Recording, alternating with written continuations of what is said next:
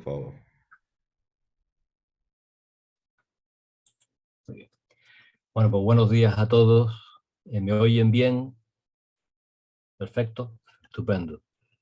Bueno, pues esto es una oportunidad de poder compartir la palabra con mis hermanos, a los cuales estoy muy agradecido al Señor por haberles conocido. Cuando se me dijo sobre preparar algo respecto a qué es lo que debemos de hacer para ser llenos del Espíritu Santo, que es el imperativo para todo creyente, pues obviamente entendí que siempre que hablar del Espíritu Santo es bueno por lo menos hacer un repaso general y tener una reflexión a modo de introducción de lo que el Espíritu Santo es y debería de ser, lo que él ha formado parte de la historia de la revelación bíblica, esas cartas de amor que Dios ha estado emitiendo desde el minuto uno a la humanidad hasta obviamente el periodo final, ¿no? Así que eso es lo que vamos a hacer hoy. Hay una cantidad tremenda de citas y obviamente si vamos a leer todas las citas bíblicas, esto se prolongaría hasta la Pascua o Navidad del año que viene. Así que creo que mejor citarlas, no sé si después mandar el Word por correo electrónico, Walter, y tú mismo pues podría distribuirlo y así tenemos las citas todos a mano para poder hacer las lecturas y las comparaciones porque son importantes, ¿no? Como bien dijo Walter, del Espíritu Santo es la persona que menos se habla. Hablamos del Padre, hablamos del Hijo, obviamente, y hablamos del Espíritu, pero el Espíritu Santo creo que no se ha tratado de una manera, diríamos, en profundidad, al punto en fin, de cometer algunos desajustes teológicos y una falta, diríamos, de equilibrio en la predicación de la palabra. El Espíritu Santo es esa luz que está constantemente alumbrando la obra de Jesucristo. No podemos dejar jamás de tener eso presente, ¿no? La iglesia de Cristo ha sido llamada a ser una iglesia cristocéntrica, donde obviamente la persona y el ministerio del Espíritu Santo es esencial, es esencial. No podemos descolocarnos, pero nunca podemos perder la centralidad de la cruz y de la obra de Jesucristo. Él, según Jesucristo, el propio Espíritu Santo es el que iba a dar testimonio de él, el que iba a recordar sus palabras, el que iba a aplicar la obra salvífica en las vidas de todos. Por lo tanto, es importantísimo tener las cosas muy claras para no caer en los errores de un culto neumatocéntrico, o sea, no un culto cristocéntrico, sino que en algunos casos el centro de nuestro culto se ha vuelto el centro al espíritu. Y entonces estamos contradiciendo las escrituras y estamos yendo en una dirección, diríamos, opuesta a la voluntad designada, a la voluntad revelada por Dios el Hijo y por Dios el Padre, ¿no? Por lo tanto, el equilibrio es sumamente importante y el tener clara esa perspectiva histórica de la labor del Espíritu Santo. Estaba ahí como hemos escuchado en la oración del hermano Fabio, estaba ahí en el minuto uno, estaba ahí ya en la formación, en la creación misma, estaba trabajando, o sea que no podemos obviamente descuidar esa maravillosa figura de la tercera persona de la deidad, Dios, el Espíritu Santo, ¿no? Así que vamos a arrancar, yo voy leyendo las notas que tengo y simplemente eso, no voy a citar las citas, pero obviamente no las vamos a buscar ni a leerlas porque serían muchas, ¿no? Pero son muy importantes para ir contrastando toda esa enseñanza del Antiguo Testamento y cómo se ve reflejada después, posteriormente, en el Nuevo Testamento.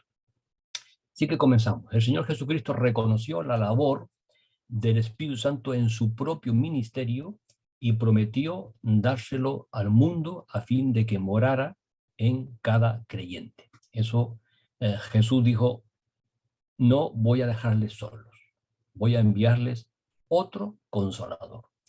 y ese otro consolador era otro de la misma clase que él. No podía ser inferior a él, tenía que ser de la misma clase que él. Así que él envió a aquel que podía sustituirlo, y podía sustituirlo mejorando lo presente, porque Jesús de Nazaret estaba como tal, en su forma, diríamos, de siervo, estaba limitado por el espacio y por el tiempo. Pero el Espíritu Santo no puede estar limitado ni por el espacio ni por el tiempo. Por lo tanto, el enviar al otro consolador iba a ser una mejora sustancial en la relación del pueblo de Dios con el Dios del pueblo, con el propio Padre Celestial y con el propio Hijo, ¿no? Encontramos el Espíritu Santo en primer lugar en la palabra. El Espíritu Santo es mencionado unas 350 veces en la Biblia. 88 veces en el Antiguo Testamento y 262 en el Nuevo Testamento. De ahí el énfasis que hace el Nuevo Testamento en la figura del Espíritu Santo. La enseñanza acerca de él se encuentra esparcida por todo el libro, desde la primera página hasta la última, aunque en el Nuevo Testamento hay muchas y más claras referencias. Su enseñanza básicamente es la misma que encontramos en el Antiguo Testamento, pero hemos de destacar que existen en el Nuevo Testamento dos verdades distintivas, como son: uno, la obra de santificación interior del creyente, cosa que no percibimos, diríamos, grosso modo, en el Antiguo Testamento; y en segundo lugar, la obra del Espíritu en la Iglesia de Cristo, porque la Iglesia de Cristo, desde mi humilde perspectiva, comienza el día de Pentecostés, ¿no? Hay algunos que dicen que la iglesia comenzó en el libro del Génesis, capítulo 4. Yo personalmente creo que para que la iglesia exista, necesariamente debe de estar el habitáculo, la presencia física, diríamos, del Espíritu Santo en las vidas de los creyentes, ¿no? Bueno, figuras interesantes en el Antiguo Testamento. Otra cosa importante es el uso de figuras o comparaciones para representar la presencia del Espíritu y su relación con los hombres. Las figuras son necesarias porque en términos humanos necesitamos cosas que nos ayuden a entender algo que sin esas cosas no podríamos entender. Como seres humanos necesitamos elementos que nos ayuden a entender aquello que no vemos, aquello que obviamente se escapa a nuestra capacidad, diríamos, de visual, de discernir mentalmente, ¿no? Y Dios, que nos conoce, pues nos ha dado esas figuras, esas, diríamos, esas comparaciones para que podamos, de alguna manera, acercarnos más a la bendita persona del Espíritu Santo. Y comenzamos con la similitud del aliento o del hálito. La similitud del aliento o del hálito. En la creación del hombre ya vemos la función del aliento, del soplo de Dios en la vida de nuestros primeros padres. Y ahí ya comienza toda diríamos, enseñanza que posteriormente Jesús de Nazaret, en la curación de aquel ciego de nacimiento que se encontraron por el camino y sus discípulos le preguntaron: oye, maestro, ¿este por qué nació ciego? ¿Por su pecado o por el pecado de sus padres? Y que era una buena pregunta teniendo en cuenta el desarrollo del segundo mandamiento en Éxodo capítulo 20, porque en el segundo mandamiento, en el desarrollo del segundo mandamiento, postula que visitará la maldad de los padres sobre la tercera y la cuarta generación, ¿no? Por lo tanto, la idea, la pregunta, era una pregunta realmente bien fundamentada, ¿no? ¿Por qué nació ciego? ¿Tiene que ver con el segundo mandamiento? ¿Tiene que ver con aquello que Moisés nos dijo del pecado de los padres que afecta a la tercera o la cuarta generación? ¿Cómo entendemos el problema de la ceguera de este individuo? Bueno, pues Jesús ahí, aparte de darle unas lecciones muy, muy interesantes, y de dejar claro que la misericordia y la obra de Dios va mucho más allá de todo lo que de alguna manera ellos podían pensar, hace algo, y era el escupir en la tierra, hacer lodo con su saliva y untar los ojos de aquel ciego. Y eso que nos puede parecer un tanto extraño, ¿no? Que Jesús hiciera eso, cuando en otras ocasiones no fue necesario que hiciera nada de eso. En otras ocasiones solo bastó su palabra, solo bastó una orden, solo bastó el id y ya está. A uno le sobrecoge, le sobresalta el que Jesús haya hecho semejante cosa, pero ¿qué es lo que estaba haciendo Jesús ahí? ¿Por qué Jesús escupe? ¿Por qué Jesús mezcla la saliva con el polvo de la tierra? ¿Por qué Jesús hace eso? Bueno, pues ahí gráficamente Jesús está volviendo a las mentes de los que están presentes a Génesis capítulo 1 y capítulo 2.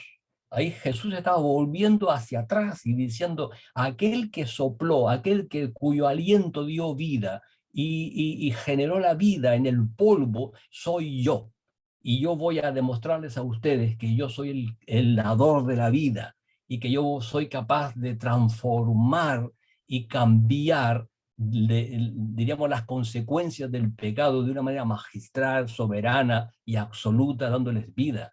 Era todo un cuadro maravilloso. Y Dios es así. Dios es un Dios que constantemente trata por todos los medios de hacerse ver, de hacerse entender a través de elementos y a través de figuras. Así que el aliento, el hálito que encontramos ya en Ezequiel capítulo 37, verso 4, y en muchos otros textos como el Salmo 33, 6, etcétera, ya tendrán en su poder, pues obviamente tenemos que verlo después reflejado en el libro de Hechos capítulo 2, versos 2, 17 y 25. Ahí encontramos una vez más ese aliento, ese soplo, el sonido de un soplo, un viento violento, que también lo vemos ya en Ezequiel capítulo 3, verso 12. El vestirse de o el revestirse es otra figura usada ya en el libro del Jueces, capítulo 6, verso 34. El derramar como agua, pues se encuentra 3 veces en Isaías y en Joel. Así que ahí encontramos esas figuras que de alguna manera nos va conectando el antiguo con el nuevo. Ahora vamos a hablar de la enseñanza en germen en el Antiguo Testamento. La enseñanza del Espíritu en germen. El Antiguo Testamento, en principio, el Antiguo Testamento, perdón, contiene en principio la enseñanza más amplia acerca del Espíritu Santo en relación a su obra para con los incrédulos. Ya en el libro del Génesis capítulo 6, verso 3, leemos, y yo sí voy a verlo porque lo tengo abierto, me lo abrió mi nieto antes de empezar el culto, y dice así, y dijo Jehová, no contenderá mi espíritu con el hombre para siempre, porque ciertamente él es carne, mas serán sus días 120 años. Así que ahí ya comienza a vislumbrarse la obra de Dios, el Espíritu Santo, en relación a la humanidad, especialmente con los incrédulos. Hasta el día de hoy, el Espíritu de Dios sigue contendiendo con los incrédulos. Se trata de convencerles de pecado. Y una oración que tiene que hacer la iglesia constantemente es que el Espíritu de Dios convenza de pecado, de juicio, de justicia. Porque si no lo hace el Espíritu Santo, por mucho que prediquemos, no habrá ningún cambio dramático en las vidas de los que no creen. Necesitamos seguir orando, intercediendo para que Dios haga esa obra a través del Espíritu Santo en las vidas de los que no creen. Que les convenza de pecado por cuanto no creen en mí. Hoy, desgraciadamente, los seres humanos creen en cualquier cosa. Hay algo increíble, o sea, la cantidad de elementos de culto, de objetos de culto, de religiones, de pensamientos a los cuales se suma, diríamos, la humanidad es abrumador. Y ya no estoy hablando de religiones, diríamos, propias de algunas naciones politeístas, etc. No, estoy hablando dentro de nuestras propias culturas, cómo vemos a aquellos que formando parte de nuestras culturas respectivas están inclinándose a adorar a todo menos a Jesucristo. Y esa labor le corresponde, por tanto, a Dios, el Espíritu Santo, el de convencer. La labor que nos corresponde a nosotros es la de proclamar el Evangelio, la de predicar el Evangelio de Jesucristo, la de ser fieles testigos de Jesucristo, la de vivir a Cristo, porque si no damos un ejemplo, si no mostramos realmente que ya Dios está obrando en nosotros, difícilmente vamos a ser voceros, atalayas correctos de la voz de Dios en esta sociedad oscurecida y llena de tanta confusión, ¿no? Pero el Espíritu Santo, por tanto, está contendiendo con el incrédulo. La doctrina de la inspiración de las Sagradas Escrituras y su don de sabiduría también ya lo vemos ya en el Antiguo Testamento, desde el libro de Números y pasando por el segundo libro de Samuel. La posibilidad de entristecer o contristar al Espíritu Santo también ya se encuentra en Isaías 63, capítulo 63, verso 10. El origen del llenado, que hablaremos eso al final, en la segunda parte, el origen del llenado de poder como salido del Espíritu, ya lo vamos a encontrar en Miqueas capítulo 3, verso 8 y en otros pasajes proféticos. El adelanto de realidades para esta era lo encontramos en el libro de Ezequiel, sobre todo el libro de Ezequiel, en diferentes pasajes del libro de Ezequiel, etc. Bueno, y ahora entramos ya en la enseñanza en el Nuevo Testamento. Los únicos libros del Nuevo Testamento que no mencionan al Espíritu Santo son Filemón y las cartas 2 y 3 de Juan. En Filemón y en la segunda y tercera carta de Juan no se menciona el Espíritu Santo. Eso no significa que obviamente el Espíritu Santo no haya sido el inspirador de las mismas, obviamente. Toda escritura es inspirada por Dios, toda, incluyendo aquellas que no lo mencionan. Pero obviamente tenemos que ser honestos y decir, ahí pues no lo vemos, o por lo menos un servidor no lo vio. En cambio, los libros que más menciones contiene del Espíritu son los Evangelios, Hechos de los Apóstoles, que algunos dicen que debería de haberse llamado Hechos del Espíritu Santo, Romanos, la primera carta a los Corintios, Gálatas y Efesios. Es de destacar cómo se introduce la persona de Espíritu en la narrativa del Nuevo Testamento sin dar explicaciones de su existencia, sino al contrario, dándole una prominencia e importancia fundamental.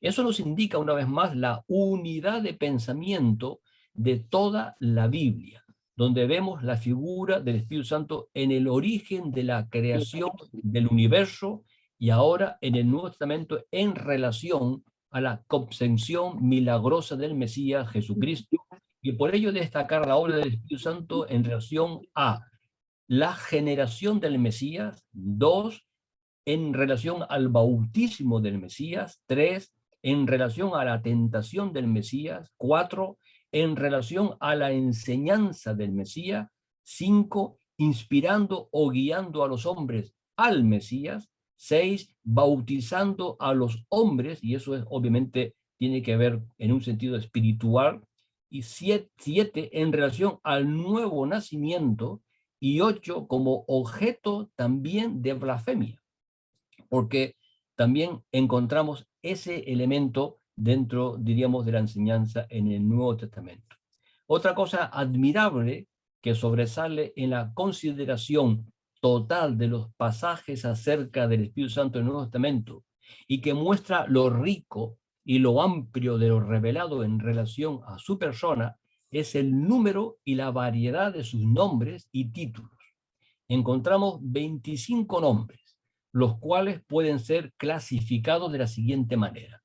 Nombres que expresan sus relaciones. Su relación con el Padre, al cual se le llama el Espíritu de Dios, el Espíritu del Señor, el Espíritu de nuestro Dios, el Espíritu de vuestro Padre, la promesa del Padre, porque de esa manera también se le designa. Nombres que expresan sus relaciones en relación con el Hijo. Se le llama el Espíritu de Cristo, el Espíritu de Jesucristo, el Espíritu de Jesús y otro consolador o paracleto. Nombres que expresan su propia deidad. Un espíritu, 7 espíritus, el Señor, el Espíritu y el Espíritu eterno. Todo eso lo verán ustedes posiblemente cuando quieran acceder a la hoja que ya les enviaré. Nombres que expresan sus atributos espirituales, pues se le llama Espíritu Santo o el Santo. Nombres que ponen de manifiesto los dones que él otorga. Se le llama Espíritu de vida, espíritu de santidad, espíritu de sabiduría, espíritu de fe, espíritu de verdad, espíritu de gracia, espíritu de adopción y espíritu de fortaleza, de amor y dominio propio. Así que esos son nombres que ponen de manifiesto los dones que él otorga como la fuente de los mismos. Y continuamos. La necesidad, por tanto, de estudiar la doctrina del Espíritu Santo. Tenemos necesidad de estudiar esta doctrina porque, en primer lugar, el materialismo niega lo espiritual. El materialismo niega lo espiritual. Por eso el creyente debe de estudiar y profundizar en esta doctrina sobre el Espíritu Santo y su acción espiritual. Y cuando hablamos de la acción espiritual del Espíritu Santo, no podemos circunscribirnos a que solo los efectos son espirituales. Yo recuerdo siempre para esto, uso un texto de David, cuando decía aquello de, mientras callé, envejecieron mis huesos. Así que la necesidad de restablecer, diríamos, su relación espiritual con Dios estaba afectando a aquello que es materia, a sus huesos, a su soma. Así que David necesitaba y necesitó entender que debía de restablecer sus relaciones espirituales. Ahora bien, el materialismo quiere cortar todo aquello que tiene que ver con lo espiritual y ceñirse exclusivamente a lo material. Y como cristianos no podemos dejar de creer, de entender y de proclamar que el individuo es un individuo tripartito. Pablo nos dice, y todo vuestro ser, espíritu, alma y cuerpo, todo vuestro ser, espíritu, alma y cuerpo, con lo cual deja claro que en nosotros hay algo más que meros huesos, hay algo más que meros tejidos, hay algo mucho más que tiene que ver con nuestra relación con Dios y con nosotros mismos. Así que tenemos que estudiar la doctrina del Espíritu Santo, sí. ¿Por qué? Porque el materialismo, en primer lugar, niega lo espiritual. En segundo, porque el espiritualismo se opone a una correcta relación entre lo material y lo espiritual. Esta es, diríamos, la otra cara de la moneda. Cuando no hay ese equilibrio en el conocimiento del Espíritu Santo, hay un espiritualismo que hace demasiado énfasis en lo espiritual, olvidándonos, o se olvida, diríamos, de lo material. Y el creyente no puede dejar que su mente divague ni hacia un lado ni hacia otro. En tercer lugar, por un preponderante énfasis en el Espíritu Santo de parte de nuevos grupos evangélicos, olvidando la labor de enfoque que tiene el Espíritu Santo sobre la bendita persona de nuestro Señor Jesucristo. Y en cuarto lugar, porque las iglesias están despertando al ministerio del Espíritu Santo. Y yo por eso doy gloria a Dios. Hay muchas iglesias que estaban ceñidas a la letra, que estaban apoyándose exclusivamente en la doctrina, pero se habían olvidado de la relación espiritual necesaria, y en este momento veo un resurgir, por lo menos a mi alrededor, de una búsqueda de esa relación con el Espíritu Santo y una búsqueda de esa necesaria, diríamos, equilibrio entre una cosa y la otra. Lo imprescindible del Espíritu Santo. Vamos a ir allá. Lo imprescindible del Espíritu Santo. Hermanos, sin la obra del Espíritu Santo no tendríamos nada de orden sobrenatural. Sin la obra de Dios, el Espíritu Santo, repito, no tendríamos nada de orden sobrenatural. No tendríamos Biblia, porque la Biblia es algo sobrenatural, es la palabra de Dios que ha llegado hasta nosotros. Es la palabra de Dios que ha sido perseguida, es la palabra de Dios que ha sido, en fin, difamada, vilipendiada, ha sido quemada, amontonada en hogueras. La palabra de Dios llega a nosotros y eso es algo sobrenatural. Y se lo debemos a Dios. Y se lo debemos especialmente a Dios, el Espíritu Santo, quien inspiró esas letras. No habría iglesia. Sin el Espíritu Santo no existiría la iglesia. La iglesia es como alguien definió, la suma de los creyentes redimidos más el Espíritu Santo. Es una definición de tantas que hay por ahí, ¿no? La iglesia es la suma de los redimidos en Cristo, de aquellos que han creído en Jesucristo, más el Espíritu Santo. No pueden separarse lo uno de lo otro. Fue el sustentador de Jesús de Nazaret. Jesús de Nazaret fue sustentado y fue apoyado constantemente y lleno del Espíritu Santo. Participó en la resurrección de Jesucristo. Jesús de Nazaret fue el canal del Espíritu Santo para sanar y para echar fuera demonios. Jesús de Nazaret fue aquel que de alguna manera fue el que manifestó o manifestando así su deidad. Es algo importante porque no sería posible la salvación personal de la humanidad ni las diversas etapas relacionadas y existenciales del creyente. Por ejemplo, la convicción de pecado no sería posible sin la labor del Espíritu Santo. La justificación no sería posible sin la aplicación de la misma en la vida por medio del Espíritu Santo. No sería posible la iluminación para poder entender y comprender la voluntad de Dios. No sería posible el sellado con el cual hemos sido todos los que hemos creído para Dios el Padre. No sería posible el nuevo nacimiento, según Jesús a Nicodemo. La importancia del Espíritu era vital para poder nacer de nuevo. No sería posible la comunión los unos con los otros. No sería posible el ser bautizados en un mismo espíritu. No sería posible sin el Espíritu Santo la pertenencia a la familia, la filiación a la familia. No sería posible la canalización de nuestras oraciones. Él es el que traslada, el que lleva a la presencia de Dios nuestras oraciones. No sería posible sin el Espíritu Santo la adopción o la adopción plena o la glorificación. No sería posible la santificación. No sería posible el consuelo sobrenatural basado en la esperanza si no tuviésemos el Espíritu Santo en nosotros, el que comunica a nuestro espíritu de que somos hijos de Dios. Y eso nos da fortaleza y nos da esperanza. En este mundo en el cual mucha gente no sabe ni quiénes son.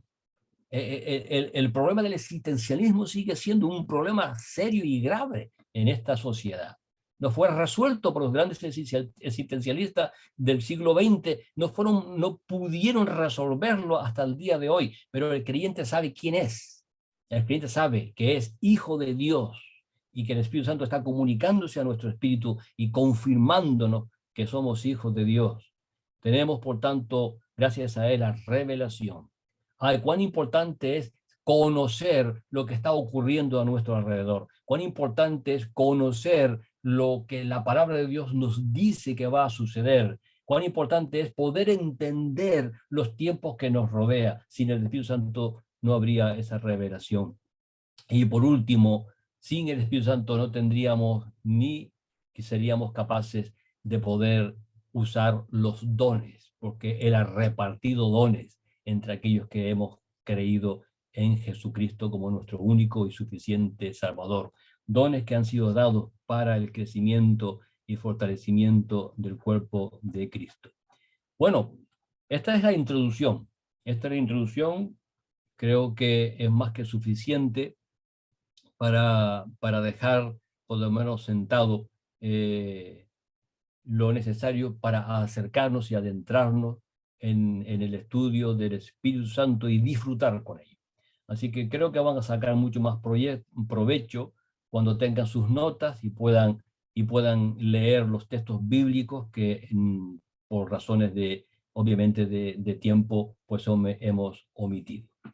Pues hasta aquí, que el Señor les bendiga y que haya sido pues de utilidad por lo menos esta reflexión, esta introducción a la bendita persona de Dios, el Espíritu Santo.